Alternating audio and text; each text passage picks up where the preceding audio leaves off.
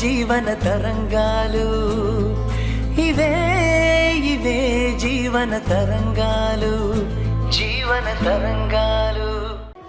నీలకంఠం గారు, మీరు నిజంగానే కల్తీ లేని నెయ్యి సప్లై చేస్తూ బిజినెస్ చేస్తున్నారు. కానీ నేనే ఫేక్ కాల్ చేసి ఇక్కడ కల్తీ నెయ్యి చేస్తున్నారని చెప్పాను. రైడింగ్ జరిగింది. కంపెనీలో మినిమం నాలెడ్జ్ ఉన్న వర్కర్స్ని పెట్టుకోండి. మమ్మల్ని చూడగానే వాళ్ళు తప్పు పని చేయకపోయినా భయంతో పారిపోయారు. నెక్స్ట్ టైం మంచి వర్కర్స్ని అపాయింట్ చేసుకోండి. మేడం, వస్తామండి. కానిస్టేబుల్స్,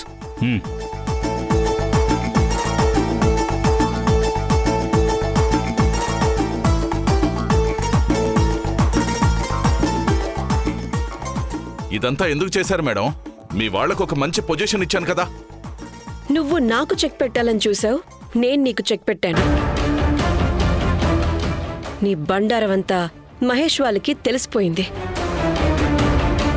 నీ పొజిషన్ యొక్క ముళ్ళ కంప అన్న నిజం తెలుసుకొని నీకొక దండం పెట్టుకొని వాళ్ల దారిని వాళ్ళు వెళ్ళిపోయారు.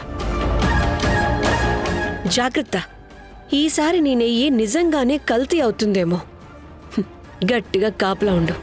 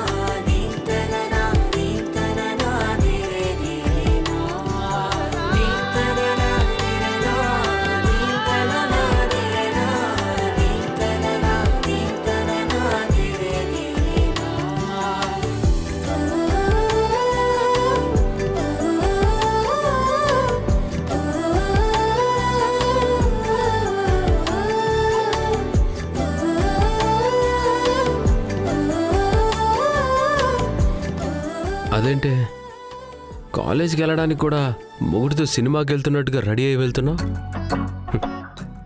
ఏంటి మ్యాటరు?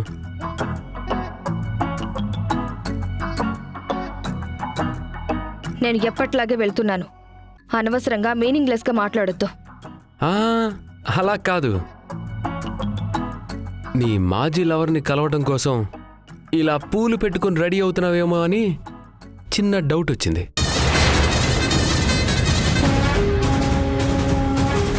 సైలెంట్గా ఉంటున్నాను కదా అని నా క్యారెక్టర్ మీద లేనిపోని కూతలు కూస్తే మర్యాదగా ఉండదు. Be careful. ఇంత ఫైర్ నీలో ఉందంటే ఖచ్చితంగా మాజీ లవర్ని కలవడానికి అయి ఉంటుందిలే. కానీ ఈరోజు నేను నీతో ఒక ఇంపార్టెంట్ విషయం మాట్లాడాలని వచ్చాను. ఇప్పుడు నాకు అంత టైం లేదు. కావాలంటే కాలేజ్ నుంచి వచ్చాక వింటాను.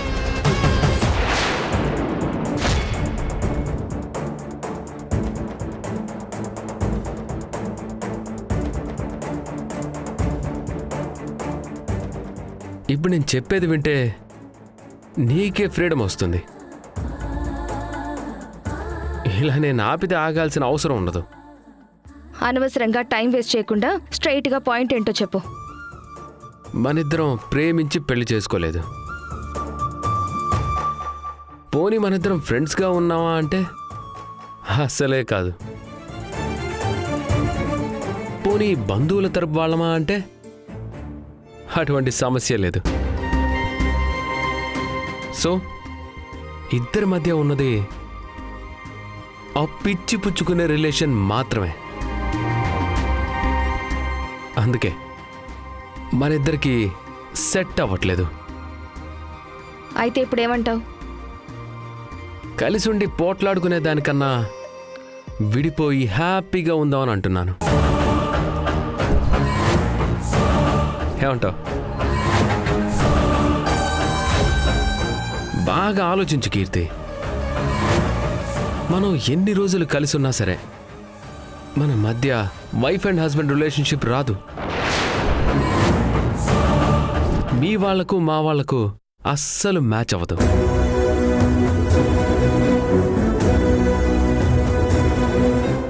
నేనిచ్చిన అప్పు కూడా తీరదు. నేనేమో వసూలు చేయాలని చూస్తాను, మీరేమో దాని నుంచి ఎస్కేప్ అవ్వాలని చూస్తారు. నేను రైట్ అయితే నువ్వు లెఫ్ట్. ఎలా సెట్ అవుతుంది చెప్పు? అందుకే నా తరపున క్లారిటీగా ఒక మాట చెప్తున్నాను, విను. నేను నిన్ను భార్యగా యాక్సెప్ట్ చెయ్యలేను.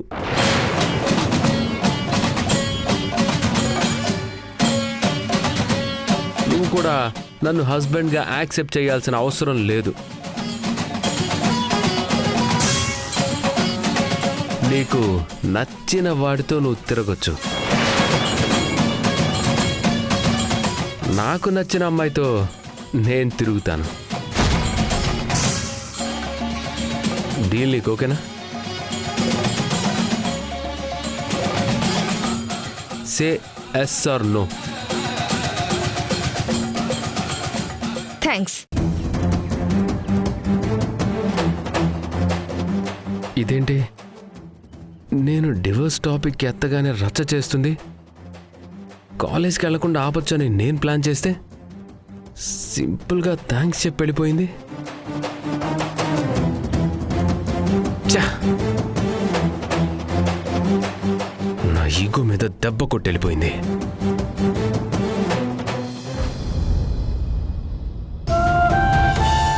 మరి మీ కూతురికి పెద్దల మాట అంటే లెక్కలేదా? ఇదేనా మీ పెంపకం? కడుపుతో ఉన్న అమ్మాయిని అక్షంతలు వేసి ఆశీర్వదించాలని మేమొస్తే అక్కడ మమ్మల్ని అవమానించి పంపేశారు. మా స్థాయి కాకపోయినా మీ ఇంటి అమ్మాయిని మా ఇంటి కోడలుగా చేసుకున్నాం. కానీ మీరు మాకేం మర్యాద మిగిల్చారు? మీ స్థాయికి తగ్గట్టే ప్రవర్తించి మేము తలలు దించుకునేలా చేస్తుంది మీరు, మీ అమ్మాయి. ఏదో మా కర్మ కొద్దీ వాడు మీ అమ్మాయిని పెళ్లి చేసుకున్నాడని సర్దుకుపోతుంటే ఉండు మీద కారం చల్లినట్టు మాట్లాడితే ఊరుకునేది లేదు. జాగ్రత్త. ధరణి,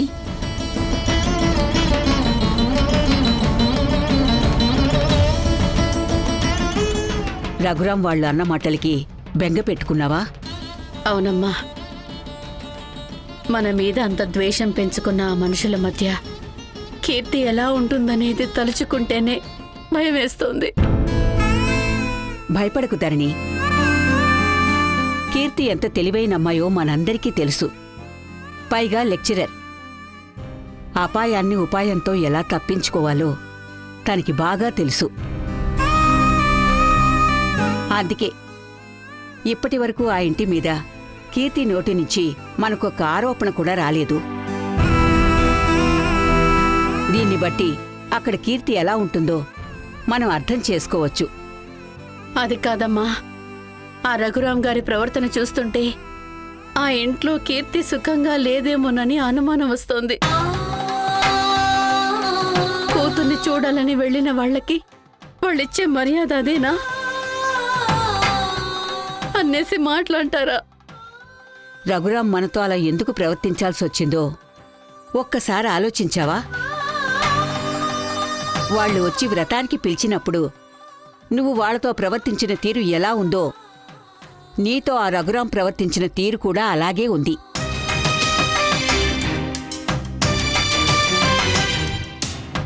నువ్వు అవమానించావు, వాళ్ళు అవమానించారు. సరిపోయింది. అక్కడున్న మన అమ్మాయి బాగోగుల గురించి ఆలోచించాలి. ఒకవేళ ఆ ఇంట్లో అత్తామామలు పోరు పెట్టినా సరే కీర్తి మనతో చెప్పకుండా దాచిపెడుతుందేమో, అది కూడా ఆలోచించాలి కదమ్మా. ఆలోచించి ఏం చేస్తావ్? మళ్ళీ గొడవలకు వెళ్ళి కీర్తిని వెంట పెట్టుకుని తీసుకొస్తావా? చూడు ధరణి, ఆడపిల్లనిచ్చిన వాళ్ళకి ఆత్మాభిమానంతో పాటు అణుకువ కూడా ఉండాలి. వాళ్ళొక మాట అంటే పడేంత ఓర్పు సహనం ఉండాలి. ఎలా పడమంటావమ్మా? నాది కడుపు కోత, ఆయనది కడుపు మంట. గొడవతో ఆ రఘురాం ఉద్దేశపూర్వకంగా కీర్తిని ఏదైనా ఇబ్బంది పెడతాడేమోనని టెన్షన్గా ఉందమ్మా. కోడలిగా వెళ్ళిన ఇంట్లో చిన్న చిన్న తగాదాలు, మాట పట్టింపులు రావడం సహజం. అక్కడ జరిగిన ప్రతిదానికి మనం ఉలిక్కి పడకూడదు. అవే సర్దుకుంటాయి. అంత ఓపిక నాకు లేదమ్మా. ఓపిక లేకపోతే ఇప్పుడేం చెయ్యాలని? దేవిక మంచి కందో చెడు కందో ఏంటో తెలియదు కానీ తన అన్న మాటల్ని నిజం చేయాలనుకుంటున్నాను. దేని గురించి నువ్వు మాట్లాడుతున్నది? నా బిడ్డ చేత వేరే కాపురం పెట్టిస్తాను. పెళ్లి జరిగి 2 నెలలు కాలేదు, అప్పుడే వేరు కాపురం గురించి ఆలోచిస్తున్నావా? నీకసలు బుర్ర ఉందా?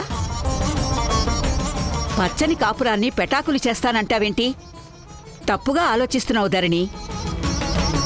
కీర్తి వాళ్ళింట్లో ఏదైనా సమస్య ఉందని కీర్తి చెప్తే ఆ సమస్య పరిష్కారానికి సామరస్యంగా ఆలోచించాలి గాని ఇలా అత్తింటి వారికి దూరంగా పెడతాననడం క్షమించరాని నేరం. తప్పటం లేదమ్మా. నేనేమీ భార్యాభర్తల్ని విడదీయడం లేదు. ఒక సాధారణ మధ్యతరగతి తల్లిగా ఆలోచిస్తున్నాను. ఇప్పుడేమైందని ఆ మాట మాట్లాడుతున్నావు? నా కూతురు యోగక్షేమాల గురించి ఆలోచించే ఇలా అంటున్నాను. తప్పులు ఎంచుకుంటూ ఉండే ఆ మావయ్యకి నా కూతురు దూరంగా ఉండడమే మంచిదని అనుకుంటున్నాను. చాలే నోర్మి. ఎప్పుడూ ఆ రఘురాం గురించి ఎందుకు ఆలోచిస్తావు? అనురాధ మనకెంత మర్యాదిచ్చిందో చూశావు కదా. ఏ ఇంట్లోనైనా కోడలు అత్తగారికి అనుకూలంగా ఉంటే ఏ కోడలికి కూడా సమస్య రాదు. ఏమో ఆవిడగారు పైకి మంచిగా నటిస్తూ లోపల మన మీద పగతో రగిలిపోతూ ఉండొచ్చు కదా.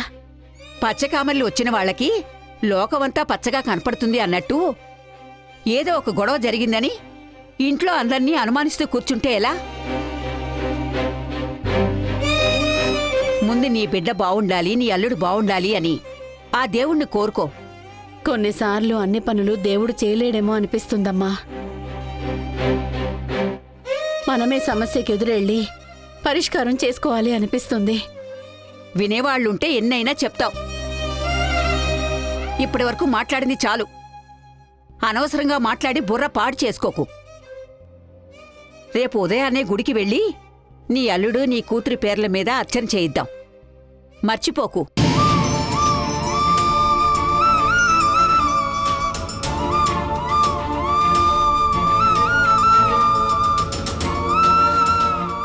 కీర్తి ఆదర్శని ఇష్టపడి పెళ్లి చేసుకోలేదమ్మా.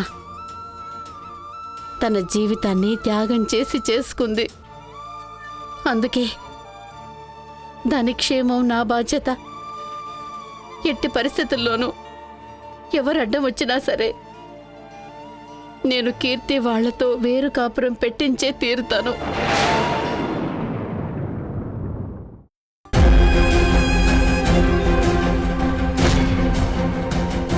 అయ్యో లేలే. నీలకంఠని నమ్మి మోసపోయాం. జరిగిన వాటికి మమ్మల్ని క్షమించడమే కష్టం. ఇప్పుడు మీరు కాకపోతే మాకు వేరే దిక్కు లేదు. ఇదొక్క సహాయం చేసి పుణ్యం కట్టుకోండి ప్లీజ్. మహేష్ వాళ్ళు ఏ నీలకంఠం అండ చూసుకుని విర్రవీగారో ఆ నీలకంఠం దగ్గరుంటే నాగుపాము నీడలో ఉన్నట్టే అన్న భయం పుట్టించి వాళ్ళని నీలకంఠం దగ్గర నుంచి దూరం చేశాను. ఇప్పుడు నేను కోరుకున్నట్టే వాళ్లల్లో మార్పొచ్చినట్టు కనిపించింది.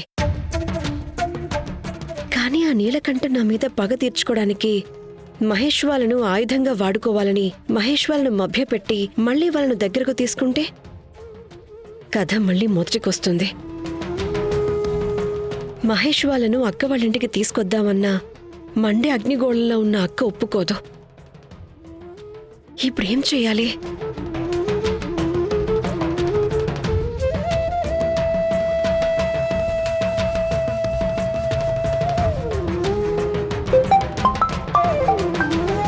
కీర్తి. హలో కీర్తి.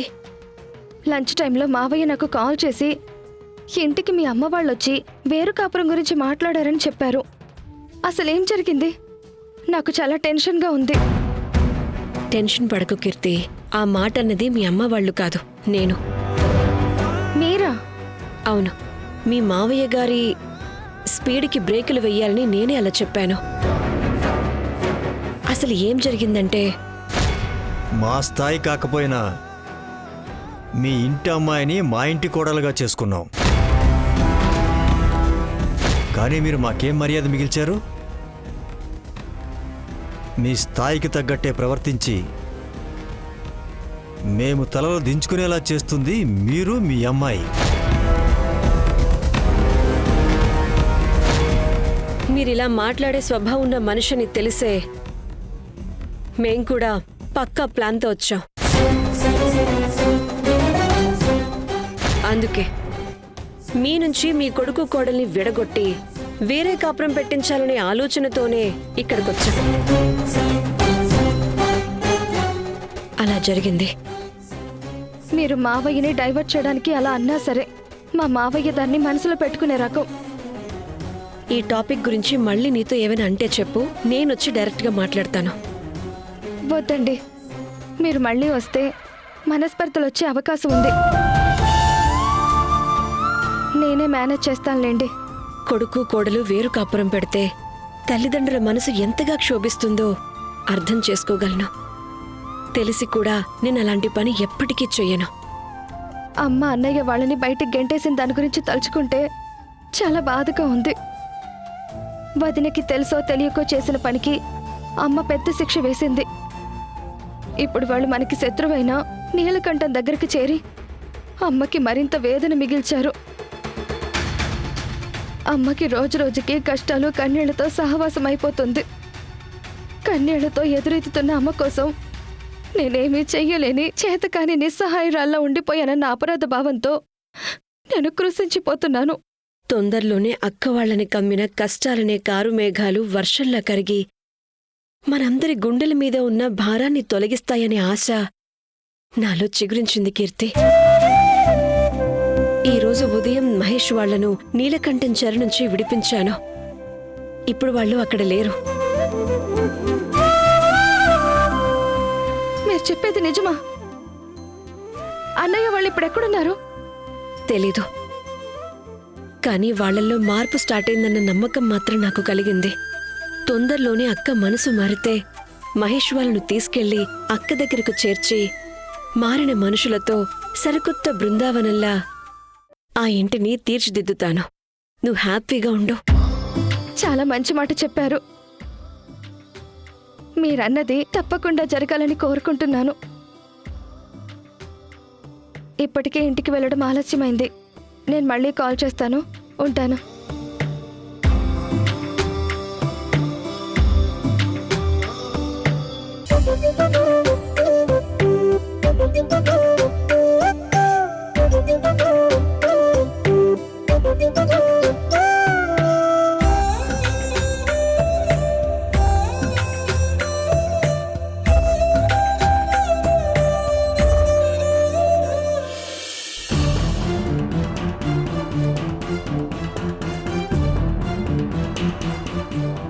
ఇది ఇంతసేపైనా ఇంకా ఇంటికి రాలేదేంటి? నైట్ టైంలో కూడా క్లాసులు చెప్తారా?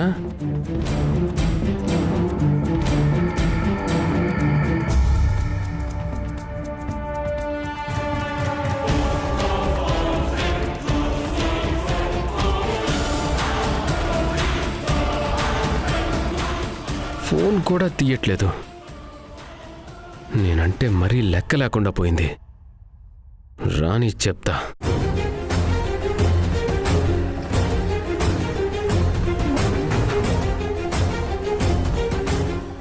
మేము నిన్ను తోపు తురుముకానని పొగిడినంతసేపు కూడా లేదు కదరా నీ ఆనందం. రే, తను నిన్ను నిజంగా ఇష్టపడుతుందా? ఈ సీన్ చూశాక ఎందుకో నాకు డౌట్ కొడుతుందిరా.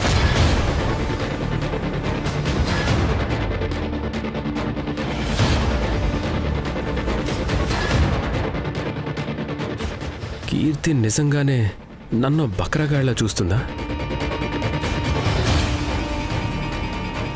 లేదు లేదు, నేనెందుకు బకరా అవుతాను? నేను ఆదర్శ్ తినవ తగ్గేదేలే. అయినా అదెలా చేస్తుందో నేను లెక్కలేసుకోవడం ఏంటి? అది నా రాక్షసి అంటే నా శత్రువు. నేను తన భర్తని. అలాగే ఉండాలి.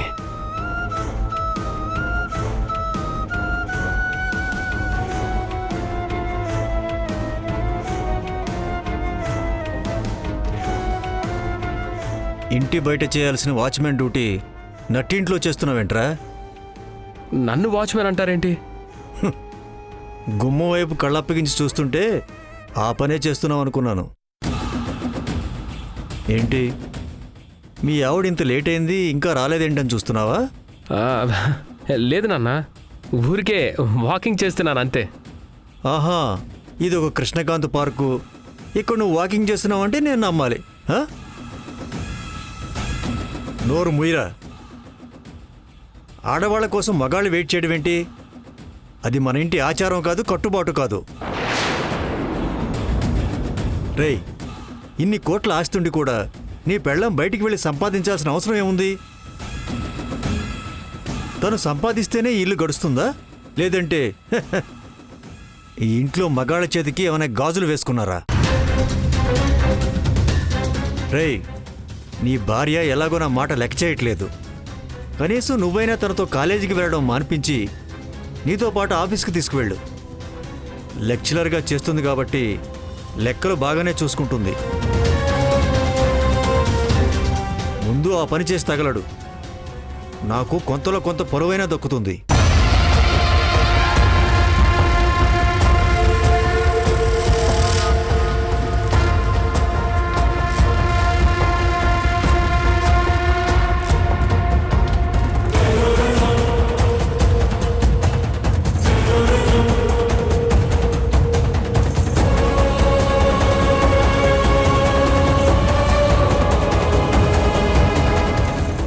అది మొండి.